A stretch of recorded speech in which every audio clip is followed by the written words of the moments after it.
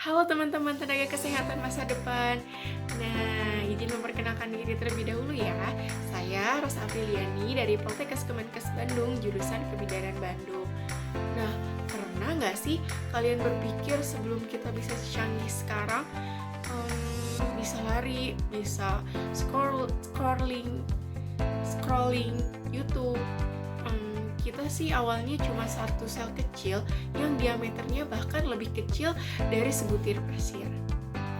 Nah, di video kali ini kita bakal kupas tuntas perjalanan luar biasa itu. Kita akan bahas materi tentang perkembangan manusia dari fertilisasi hingga tahap fetus. Nah, kita bakal lihat gimana satu sel tadi bisa bermetamorfosis jadi sosok manusia yang utuh. Nah, materi ini penting banget buat kita, apalagi sebagai mahasiswi kesehatan.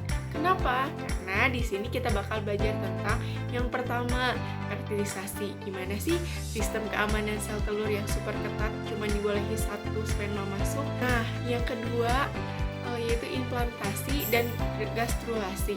Proses sel nyari rumah di rahim sampai mereka bagi-bagi tugas jadi saraf, otot, dan juga organ dalam. Yang ketiga yaitu diferensiasi seksual.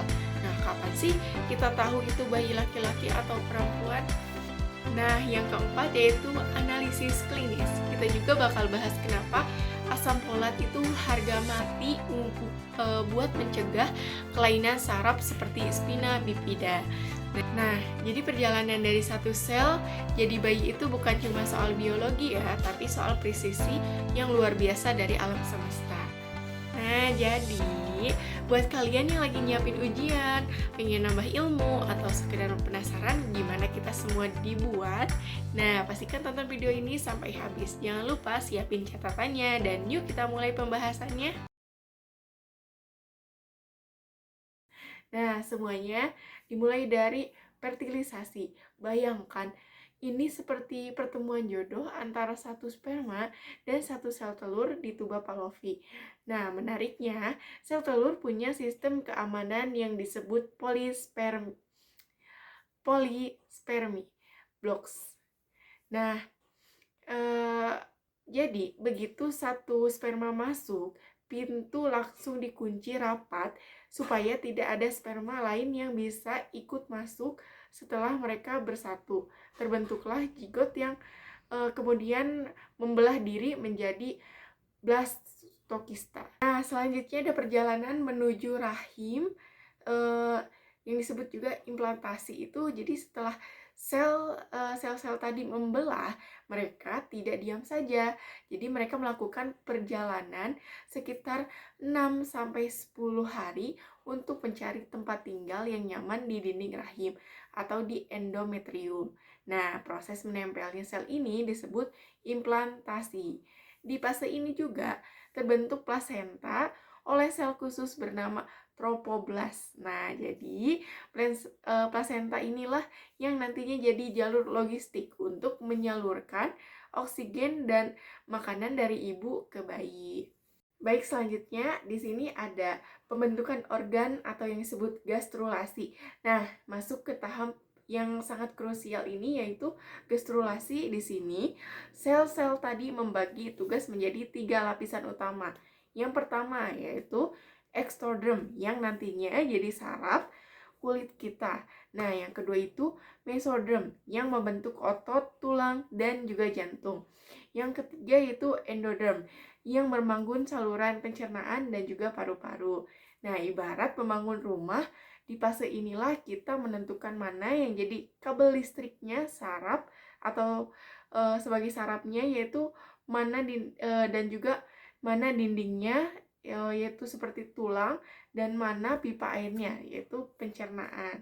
Baik, di sini ada penentuan jenis kelamin dan pertumbuhan fetus, yaitu mungkin kalian bertanya, kapan sih jenis kelamin ditentukan?